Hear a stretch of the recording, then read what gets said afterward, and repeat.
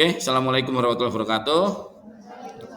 Jadi kita hari ini bicara tentang sistem informasi sosial media. Kenapa kok kita bicara sosial media? Karena masuk dalam kelompok sistem informasi.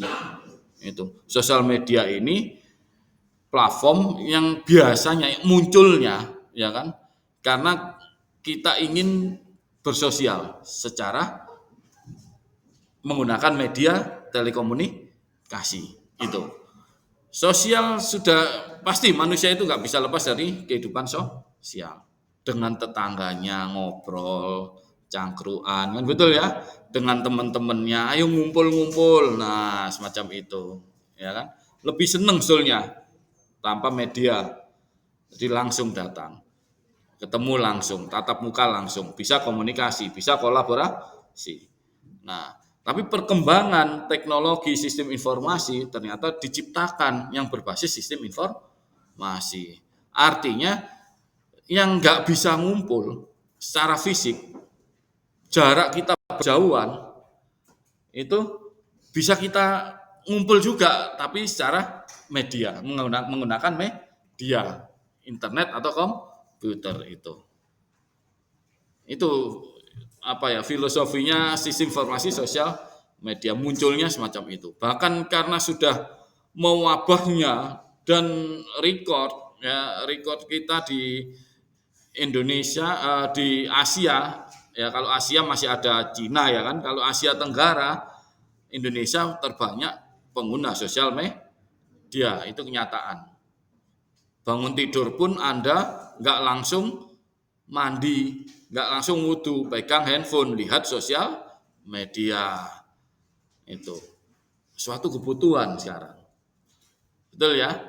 Ya. Kalau nggak punya yang namanya alat komunikasi smartphone ini, mobile phone ini, kita dikira apa ya, gaptek atau kuno gitu sekarang. Jadi ini pun juga merupakan suatu kebutuhan. Ya, entah entertain atau apa. Nah, karena ini suatu kebutuhan dimanfaatkan sama vendor-vendor atau pembuat software ya kan untuk membuat suatu platform sosial media gratis untuk Anda, untuk masyarakat. Lah, masukannya di mana mereka? Pemasukan labanya, keuntungannya dari mana? Iklan. Itu. Oke. Ya. Itu rohnya sosial media semacam itu. Artinya kita nggak bisa lepas dari sosial itu, kehidupan bersosial itu. Nah, bagaimana pemanfaatan sosial media ini untuk bisnis itu yang jadi peluang, ya kan, bahwa kita bisa memperkenalkan diri kita, produk kita, iklan kita menggunakan sosial media, menentukan sosial media yang cocok bagaimana dan harus apa kita pelajari hari ini. Itu ya. Oke. Pentingnya sistem informasi sosial media. Tuh. Tak pindah orangnya. Nah. Tuh kan, nggak kelihatan kan? Nah, kecil-kecil ya. Tuh. Bahwa sistem informasi media sosial itu mengacu pada platform dan teknologi yang memungkinkan individu atau organisasi. Nggak hanya individu, ternyata organisasi pun memanfaatkan. Di kita, di fakultas kita, dimanfaatkan juga.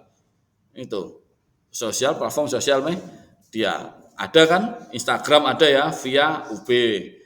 Ya, Facebook ada via UB. Itu yang official tentunya. Nah, kenapa kok harus ada organisasi? Karena sekarang itu tadi masyarakat atau manusia yang menggunakan smartphone nggak bisa lepas dari sosial media. Itu peluang dari organisasi untuk organisasi itu masuk ke situ, memperkenalkan produknya, menyampaikan informasi di situ. Ya, terus terang aja kalau Anda dibandingkan dengan membuka website, lebih banyak membuka media sosial, betul kan? Ya, pengumuman itu ada di websitenya via UB ACID. Hari ini sudah buka? Belum. Seminggu ini buka? Belum. 1 bulan buka? Belum.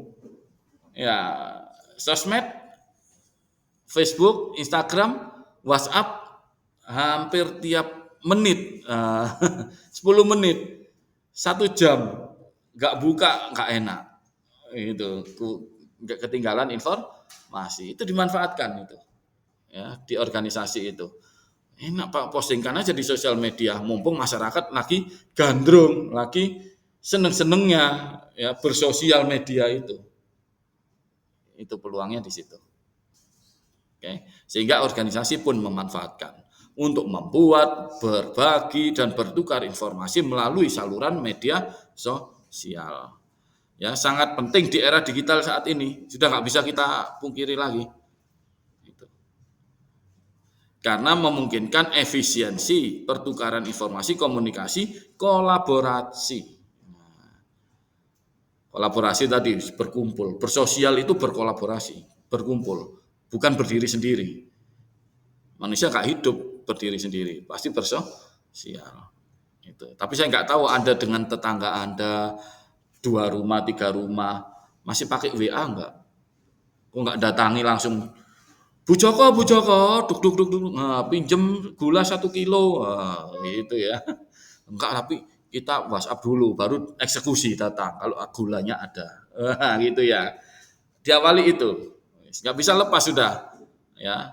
Itu yang mengkhawatirkan dengan adanya teknologi ini malah sudah ada sosmed tapi tadi tidak dimanfaatkan. Tetangga meninggal nggak tahu kita, itu yang bahaya. Itu. Oke, jadi ada efisiensi pertukaran informasi, komunikasi, kolaborasi, membangun jaringan dan strategi pemasaran. Nah, organisasi bisnis sudah itu, ya, strategi pemasaran di berbagai media sosial. Oke, peran media sosial dalam bisnis dan masyarakat. Ya, saya bisa main-main pindah-pindah ya. Peran media sosial dalam bisnis dan masyarakat, jelas bahwa masyarakat perlu yang namanya sosial itu. Ya. Untuk apa? Ya memperkenalkan diri yang pertama, lalu berkolaborasi. Itu masyarakat. Nah, untuk bisnis, yaitu tadi seperti yang di awal tadi, membangun jaringan, memfasilitasi komunikasi, kolaborasi, dan informasi dari berbagai informasi di antara bisa individu, organisasi, atau komunitas. Nah, kita bicara komunitas, ada grup. Media sosial sudah memfasilitasi grup-grup itu. Ya, munculnya geng, munculnya ibu-ibu pengajian, itu kan grup, ya, tanpa mobile phone lah udah kelompok pengajian itu grup. Oke, undangan di situ muncul. Dengan memanfaatkan telekomunikasi, kolaborasinya menggunakan media komunikasi, smartphone, ya, muncul grup itu juga akhirnya memudahkan untuk komunikasi. Undangan lewat WA ya, nah, udah nggak perlu fisik lagi. Nanti pengajian di ibu-ibu ini, nah nanti arisan di sini, rapat bapak-bapak RT ini, semua undangannya menggunakan media sosial. Itu. Lingkup yang lebih luas. Ya, teman-teman Anda SMP lulusannya lalu satu kelas pingin kumpul semua, padahal mereka sudah kuliah di sana, jauhan semua. Ayo kalau pulang kumpul semua, nah, apalagi kalau kayak saya gini udah kerja, ya mereka sudah matang di sana, stay di Jakarta, stay di Bekasi, stay di Bali, stay di luar Jawa lainnya, yang kalau datang lagi itu yang berpikir ulang, tapi masih ada keluarga di tempat asal karena itu teman sekolah, mereka datang, ayo kumpul. Nah, komunikasinya itu pakai undangan, lamaan itu gunakan media sosial, sistem informasi itu. Jadi jangkauannya bisa lebih luas. Kelompok-kelompoknya tidak hanya kelompok lokal, tapi kelompok yang memang bisa lebih luas lagi. Kita manfaatkan di sektor bisnis. Coba Anda lihat di Instagram, ada grup kuliner Kota Malang. Di Facebook, grup jualan durian Kota Malang. Tuh, UMKM kan? Ya kan?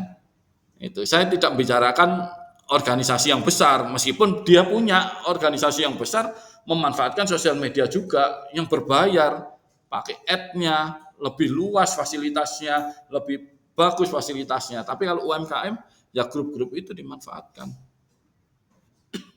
Sekarang musim durian, posting udah. Ini udah borong aja berapa, dikirim COD.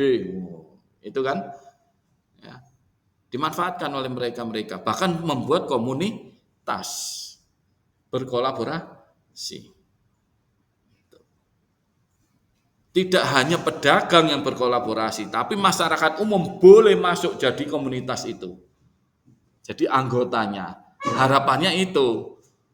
Ya, jadi komunitas penjual bakso di Kota Malang, ya kan, tapi anggota grupnya bukan ownernya, tidak hanya ownernya tukang bakso yang punya bakso, tapi masyarakat, supaya apa, bisa masuk ke situ dan juga tahu informasi di dalamnya. Kalau nggak masuk ya nggak tahu informasi kan. Itu istilahnya itu yang dicari mereka itu. Oh, yang terdekat di sini ada bakso enak di tempat saya, hanya berapa di situ. Oke, kita coba. Ya, itu contoh sederhananya, dimanfaatkan. Itu. Apa nggak rugi sosial medianya? Pertanyaannya gitu kan? Ya, ya mereka menjangkau untuk yang kalangan berbayar tentunya. Organisasi-organisasi yang memang membutuhkan fasilitas sosial media itu yang lengkap.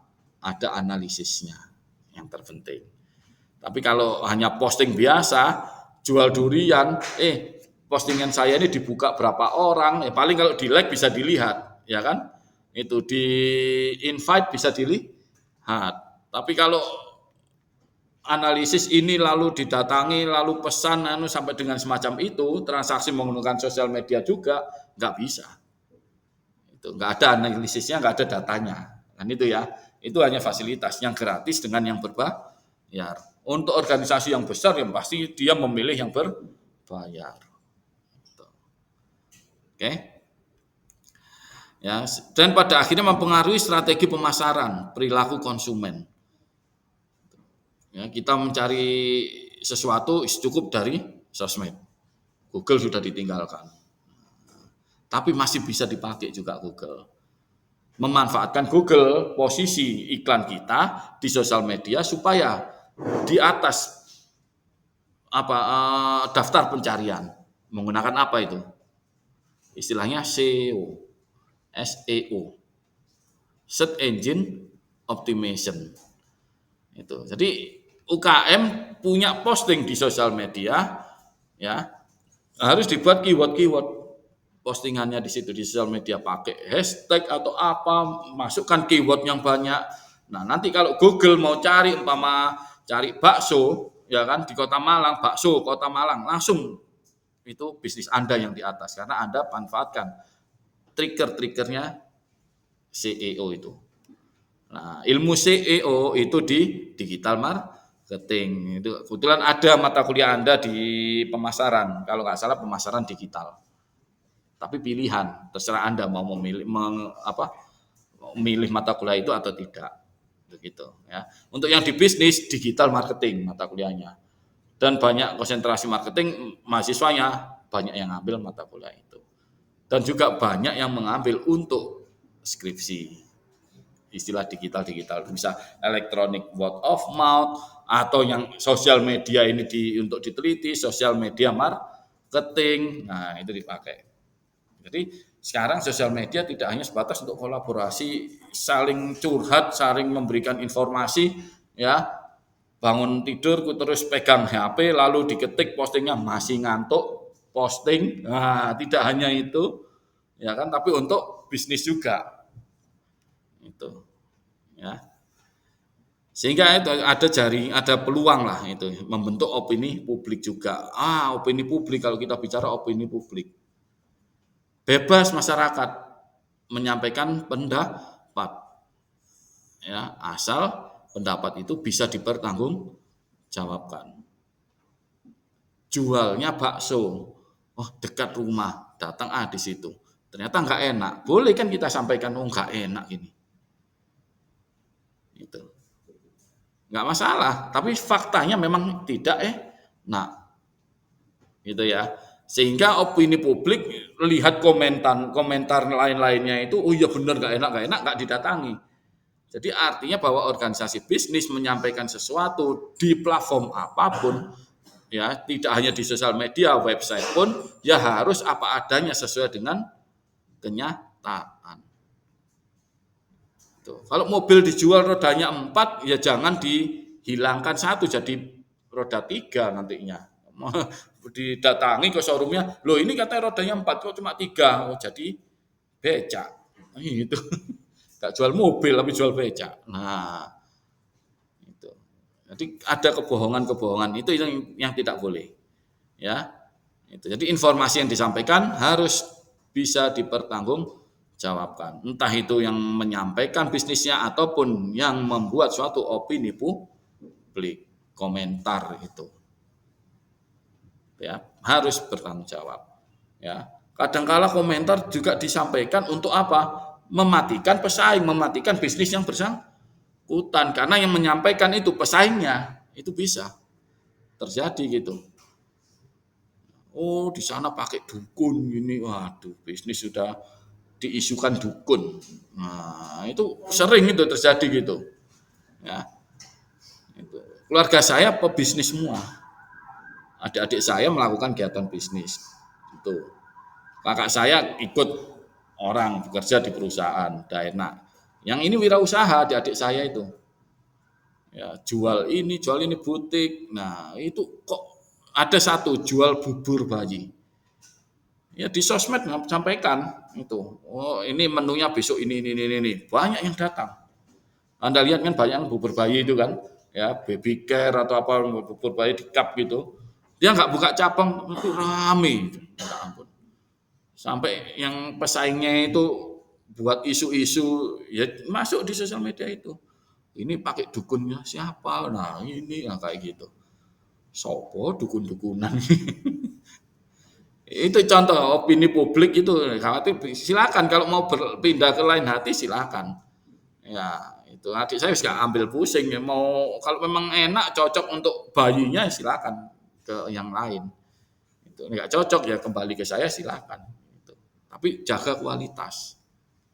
Pernah dicoba itu didatangi pesaingnya itu ya ada pesaing lain itu dicoba beli ya kan ternyata masih ada tulang di situ kecil. Nah tulang itu kalau dimakankan di bayi kan apa gak tambah sakit itu tenggorokannya karena tidak hati-hati, tidak menjaga kualitas, bahaya itu.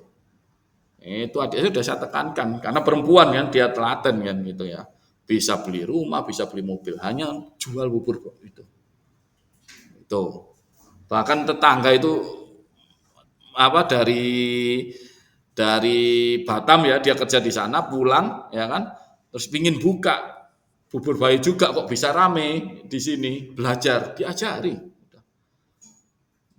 sampai sana dia buka nggak tahu laris atau enggak itu contoh sederhananya jadi ada opini-opini itu yang jelas apapun siapapun ya kita terikat yang namanya peraturan perundang-undangan kalau sudah posting Anda wajib bertanggung jawab apa yang Anda tulis, Anda sampaikan.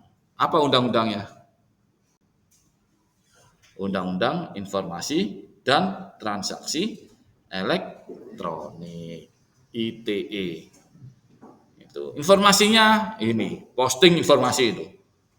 Ya. Kalau informasi ini ternyata sampai dengan mencelakakan orang lain, membahayakan orang lain, bisa kena pidana dari undang-undang itu.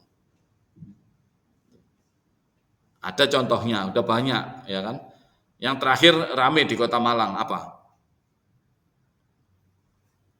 Isu apa? Kota Malang darurat begal. Masih ingat itu? Ya. Isu pertama siapa yang menyampaikan? Orang Sawo Jajar. Dia memposting, ya, membuat cerita dia dibegal, itu. Ya, menginformasikan ke istrinya. Mereka laki-laki ya kan. Ya. Nyataannya tidak. Dia ngaku, ini saya tidak dibegal, tapi saya butuh uang saya habis, mau minta istri saya. Saya ngaku dibegal. Dengan dampak yang disampaikan, ternyata rame, Malang darurat begal, hati-hati, masyarakat was-was. Aparat hukum mulai merah ya kan, ini harus ditingkatkan Kamtibnasnya, keliling tiap malam, itu polisi-polisi itu, nggak ada begal. Itu diselidiki ternyata loh ngaku ini posting itu, ya kena hukum, kena pidana karena apa? Informasinya salah, hoax-nya itu. Jadi kita harus bijak membaca dan bijak menyampaikan informasi. Itu ya. Transaksinya, media sosial juga masuk di hukum transaksi elektronik. Karena apa? Iklan-iklan itu. Ya, saya perlu mobil tadi, gambarnya mobil bagus, rodanya 4, saya datangi kok rodanya 3. Nah, itu. Apalagi saya transaksi minta dikirim uang dulu, ya kan? Transfer, barang tidak dikirim. Gitu. Ya bodoh-bodohnya orang lah, kenapa kok mau transfer dulu? Kan mending pakai platform yang e-commerce yang disediakan. Yang gitu aja udah. Itu pakai TikTok Shop, e-commerce lainnya lah. Itu kan ada lembaga penjaminnya. Nah, tapi kalau lepas di sosial media yang tidak ada jaminan, jangan dilakukan transaksi dahulu. Tapi datangi barangnya dilihat. Oke. Komponen sistem informasi sosial media. Nah, yang pertama ada user interface. User interface ini dalam arti intinya gampang kita menggunakan sosial media itu. Mengoperasikannya gampang, nggak perlu baca buku, bener nggak? Iya, gambar memposting gambar gimana, memposting video gimana? Anda belajar sendiri, klik sendiri bisa. Itu user interface. Ada experience di situ, ada pengalaman Anda dengan mengeksplor lebih dalam platform yang bersangkutan. Oh, kita bisa buat grup. Ini namanya grupnya ini. Ayo kita buat grup teman-teman alumni SMP yang mana, alumni SMA, nah, alumni UB. Silakan masuk di situ. Itu experience. Bisa ada pengalaman-pengalaman, ya kan? Dengan memanfaatkan menggunakan belajar sendiri itu platform media sosial dan menimbulkan experience itu. Experience itu tidak hanya menggunakan tapi juga dampaknya. Itu. Kita dibantukan dengan adanya grup-grup ini, komunitas-komunitas itu. Itu ya. Tuh. Jadi desainnya gampang, ya fungsionalitasnya, elemen visualnya, interaksinya, ya pengguna saat menggunakan sistem yang bersangkutan, sistem sosial medianya, menu-menunya, tombolnya itu mudah dipelajari, user interface. Itu. Jangan diartikan bahasa Indonesia, user interface nanti bahasa Indonesianya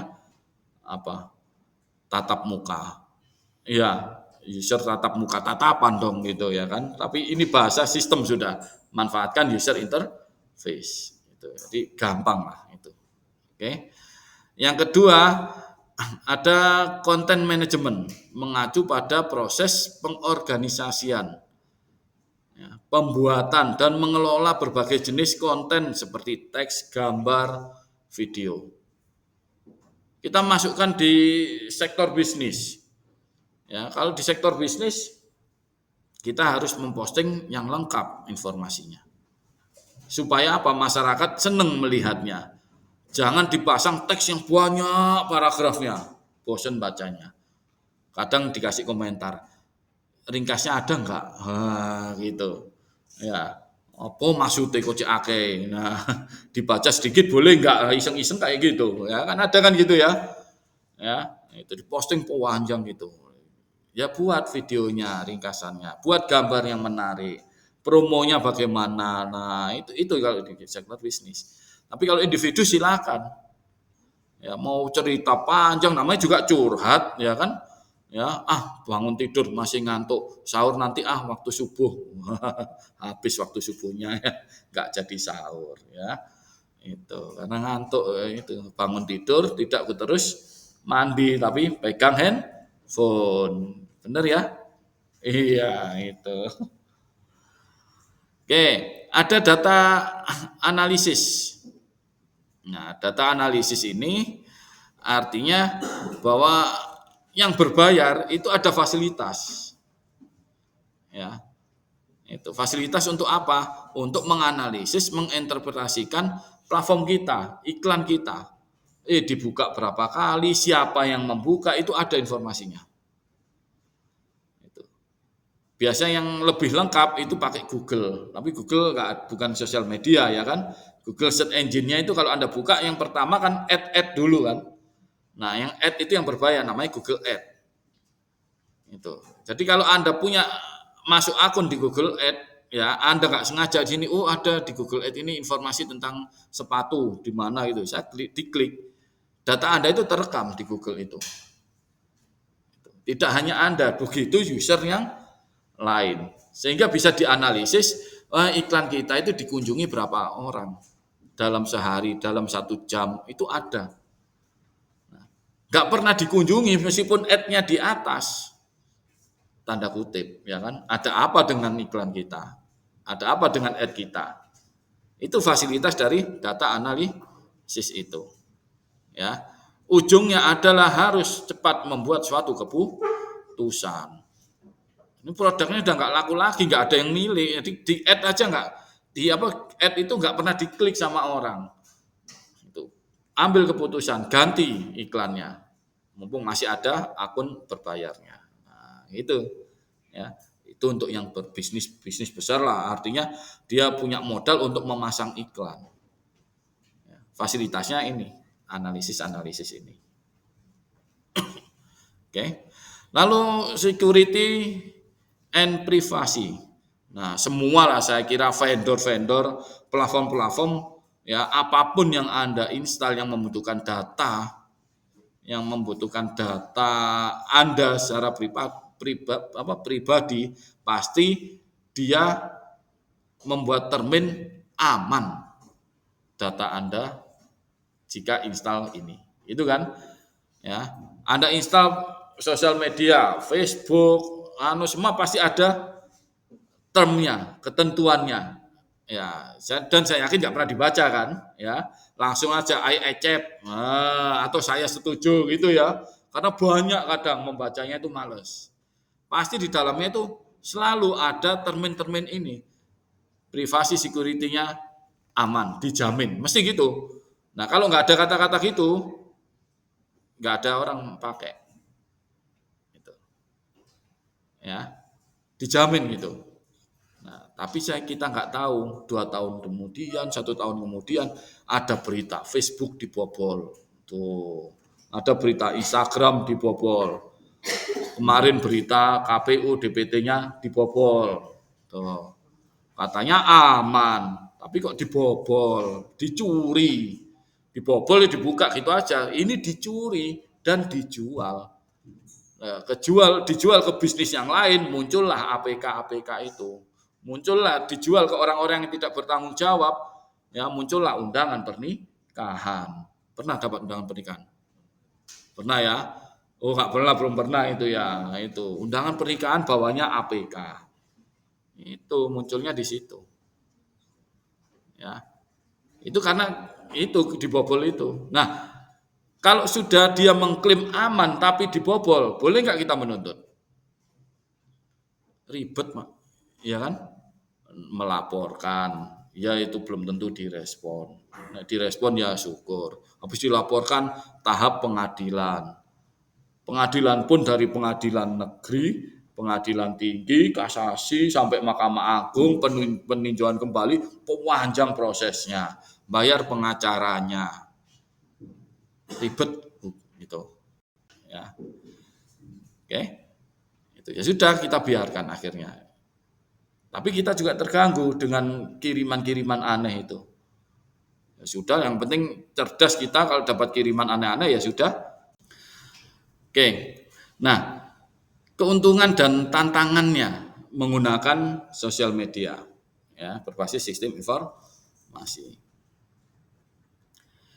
Ada komunikasi dan kolaborasi ini. Jadi ini keuntungan juga. Kita bisa menyampaikan dengan sarana komunikasi di sosial media informasi yang berhubungan dengan bisnis kita. Oke. Sehingga apa? Kena. Dan juga karena itu tadi data statistik di Indonesia itu pengguna sosial media terbesar di Asia kalau nggak salah sudah itu di Asia udah. Kalau di dunia nggak tahu ya, cari sendiri datanya. Nah, itu. Berarti target pasarnya orang-orang Indonesia ini. Nah, karena bangun tidurku terus sosial media itu tadi ya kan, itu dimanfaatkan itu bagi bisnis, mendekatkan organisasi bisnis kepada konsumen, calon konsumen, masih calon, saya baca tok. Ya, calon konsumen kalau berminat ya masih minat aja. Masih minat di hati. Ah, bagus ini. Ataupun hanya dimasukkan di keranjang itu tok ya. Ditumpuk keranjangnya ya. Itu masih minat ya. Nah, itu perilaku itu, merubah perilaku konsumen yang tadi hanya bisa melihat tapi ada minat. Nanti perilaku berikutnya kalau sudah minat ada uang baru melakukan keputusan untuk melakukan pembelian transaksi. Keranjangnya berkurang. Ya, sampai 100 gak di kan ada batasan 100 Anda suruh ngurangi itu kebeen tuh keranjangnya itu gak dibayar-bayar ya. Kan masih minat, nggak apa-apa itu hak Anda. Itu komunikasinya ya. Dan juga yang jelas bahwa sosial itu adalah kolaborasi. Itu ya, dimanfaatkan individu dan organisasi untuk saling berhubungan, membagikan informasi, berkolaborasi. Bisa secara real time. WhatsApp itu real time. Ya, di grup, Anda saya buat grupnya ini, tinggal masuk aja. Minggu depan kelasnya di mana lagi kita ruangannya, nah tinggal pilih itu. Ya. Saya yakin mbaknya yang datang terlambat tadi masih cari-cari dari ujung ke ujung kemana kelas saya gitu, ya mbak ya. Iya, baru dilihat grup, oh iya ada di sini. Gitu. Oke, yang kedua branding, ya marketing dan branding opportunities. Jadi membuat kesempatan di situ untuk memperkenalkan produk kita. Ya, merek kita, kehadiran merek kita, logo baru disampaikan, merek baru disampaikan supaya kuat kita, ya, produk kita kuat, produk kita disukai oleh konsumen, ya kan, dilakukan transaksi, itu ya. Oke, yang ketiga data privasi dan security risk memiliki manfaat, tantangan salah satunya adalah potensi resiko privasi dan keamanan data.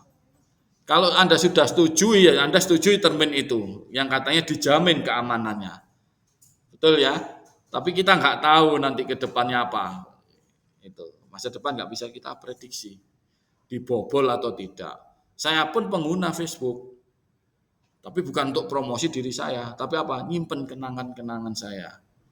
Itu. Saya pernah studi di luar negeri. Tak simpen foto-foto nih kapan? Ya, tak simpen aja di situ. Entah itu dikomentari ya silakan. Itu. Ya. Itu. Saya pernah di New Zealand 3 minggu di situ. Ya, kursus di sana. Setelah itu pulangnya diminta sama kedutaan RI di New Zealand, kemudian waktu itu Pak Tantowi Yahya, sisakan 4 hari untuk jalan-jalan. Tuh, dibiayai negara yang membiayai kedutaannya itu. Karena kita ada surat tugas belajar di sana. Jadi dianggap tamu bertugas. Ya, beda dengan pelancong di sana terus lalu minta dibiayai enggak. Kita nggak ada niatan untuk jalan-jalan itu, sudah belajar selama 3 minggu itu di situ. Ya, bukan saya sendiri, tapi saya bawa tim itu karena saya ditunjuk sama Pak Rektor, Pak Saiful, tolong bawa teman-teman sampai tim leadernya. Nah, gitu. Ya sudah, saya ikut belajar juga kan di sana. Bawa 15 orang, 16 sama saya, ya kan? Udah yang ngurusi saya semua, ya sudah dijamin sih, ya, sudah ada kerjasama dengan pihak universitasnya di sana, tempatnya di mana, di hostel 3 minggu, udahlah enak pokoknya.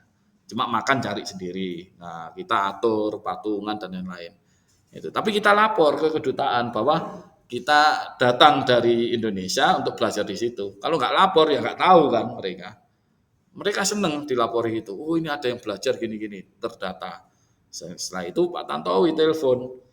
Itu. Kapan-kapan saya boleh ke sana ya boleh. Jadi tiap minggu, Sabtu, pekan itu weekend datang ke kampusnya, lihat kita di hostelnya gimana, tanya keadaannya, ada yang sakit atau tidak, itu.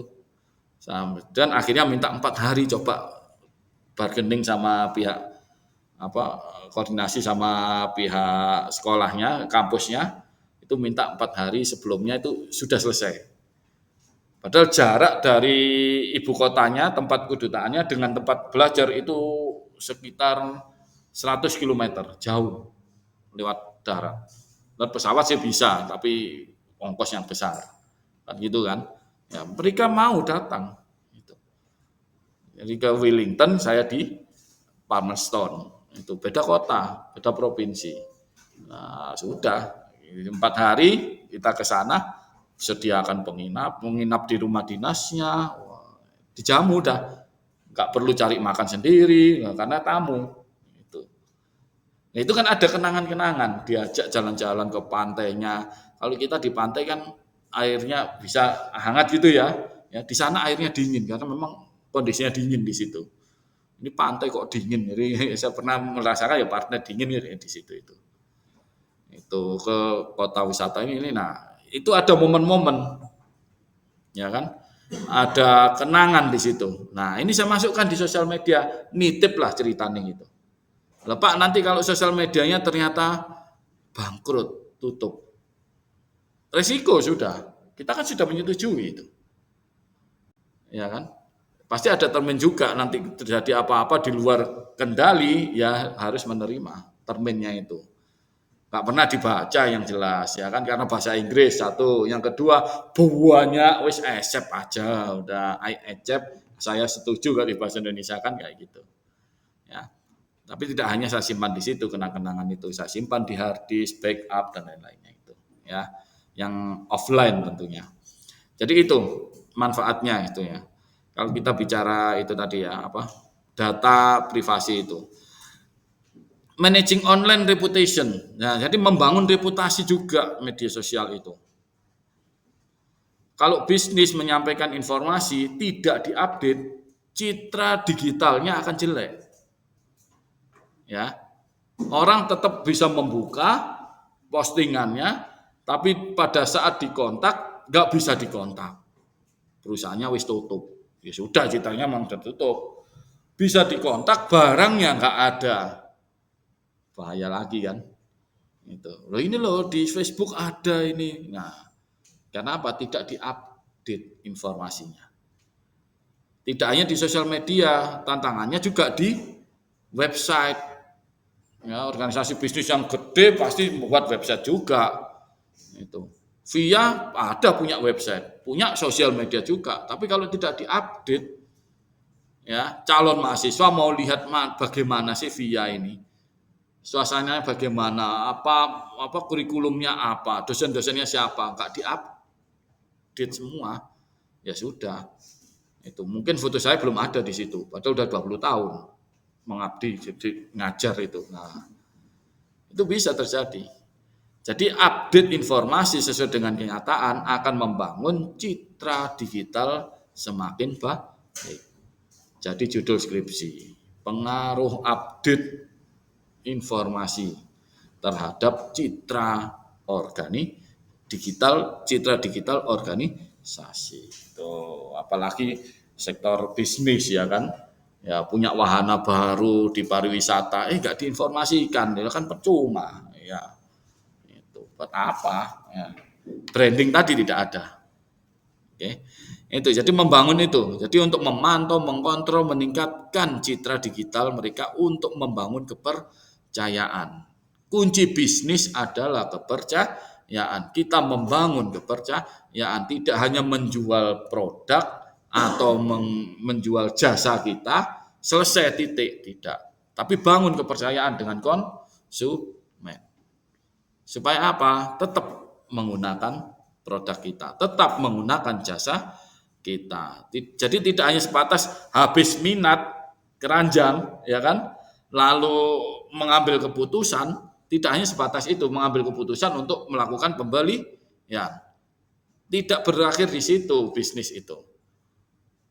Didata lagi, ya kan? Puas atau tidak menggunakan produk itu, menggunakan jasa itu. Kalau puas, pasti akan melakukan repurchase intention lagi. Ya, repurchase decision lagi, melakukan minat lagi. Itu. Oh, barangnya udah habis ini, saya tak masukkan keranjang lagi, beli lagi. Repurchase. Meniatkan untuk beli lagi. Lalu putuskan lagi untuk beli yang kedua, ketiga, keempat. Dari kepercayaan. Itu berangkatnya di situ. Jadi membangunnya itu bisa melalui platform-platform sosial media. Kalau memang itu informasinya di-update. Itulah membangun citra bisnis. Oke. Penerapan sistem informasi sosial media diterapkan ya dengan menentukan tujuan dan strateginya. Kita ini untuk apa sih pakai sosial media? Karena ada peluang itu tadi, peluang masyarakat Indonesia menggunakan sosial media daripada buka website. Nah, betul ya, itu. Sudah buka UBACID tahun berapa Anda? Kalau siang bolak-balik Pak untuk absen ya, Gapura itu ya. Itu via, itu tadi kan. Mending lewat sosial media Pak. Nah, ini. Yang kita tunggu itu kapan UTS-nya Pak? Benar ya, fakultas lain sudah mengumumkan itu. Saya ngajar di fakultas vokasi sebelum liburan hari raya. Jadi enak nanti waktu hari raya, lebarannya bisa senyum-senyum. Gitu. Ya, plong sudah UTS. FEB ternyata informasinya setelah hari raya. Waktu sungkem masih bawa buku, bawa belajar, ditanya sama kongnya, apa liburan kok masih belajar? Besok UTS kong. Gitu. Informasinya dari sosial media daripada di website. Itu kita balik ke sosial media ya. Via kejutan, belum keluar informasinya.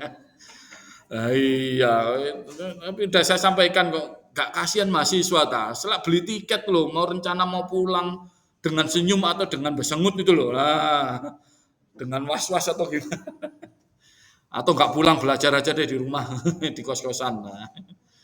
Oke, jadi tujuannya apa? Menggunakan sosial media, strateginya bagaimana, update-nya bagaimana, itu strateginya. Mau pakai basis video, teks atau gambar yang apa? Nah, itu. Lalu memilih platform sosial media yang tepat, yang populer tentunya kan, ya. Itu kita pilih untuk berbisnis itu. Semua populer Pak, Instagram, WhatsApp, Facebook, Telegram, pakai semua dipakai. Nah, pertanyaannya kembali lagi, membangun citranya bagaimana? Anda harus update semua platform itu. Nah, nggak sanggup ya satu aja. Sanggup dua ya silakan dua. Waduh, tiap hari harus posting ke sini, posting ke sini, posting ke ini. Sehingga itu memang job desk-nya Anda bekerja untuk posting tok ceritane. Gitu. Silakan kembali ke organisasinya itu. Ya. Memantau dan mengukur kinerja. Nah, itu tadi dengan analisisnya tadi. Ya kan? Dengan analisisnya ini ya keuntungannya itu di situ. Strateginya itu. Nah, kan ada keputusan bahwa ini tetap kita gunakan iklan ini atau tidak, ya kan? Kalau produk kita tidak laku, apa yang harus diputuskan? Mengganti produk kita, update informasinya atau bagaimana? Kok nggak pernah dikunjungi, nggak pernah diklik? Nah, itu. Kita bisa mengukur kinerja organisasi melalui di media sosial. Ya, harapannya untuk meningkatkan yang namanya branding itu tadi, pemasarannya, tapi kok ternyata tidak. Nah, ada yang salah di situ. Yang keempat, ini jelas berinteraksi dengan komunitas online. Ya, yang berjauhan, ya teman-teman mau reuni, biasanya kan Lebaran gini libur panjang reuni ya, mumpung pulang kampung semua. Ya, Anda pulang kampung kan rencananya? Saya sih bukan orang kampung ya, orang kota. Jadi pulang kota saya. Asal asal pulang kampung itu karena ya itu tadi memang tren istilah itu ya kan, tapi gak enak didengar orang kampung. Jadi ada orang kampung semua ya, itu pulang kampung. Ya itu, jadi membangun dari sosial media itu, oh kalau sudah kumpul, ayo kumpul-kumpul nanti reuni di mana, halal bihalal di mana, nah itu secara online komunitasnya berinteraksinya, ya itu keuntungannya. Thank you. Ada yang mau ditanyakan? Tidak ada, saya stop.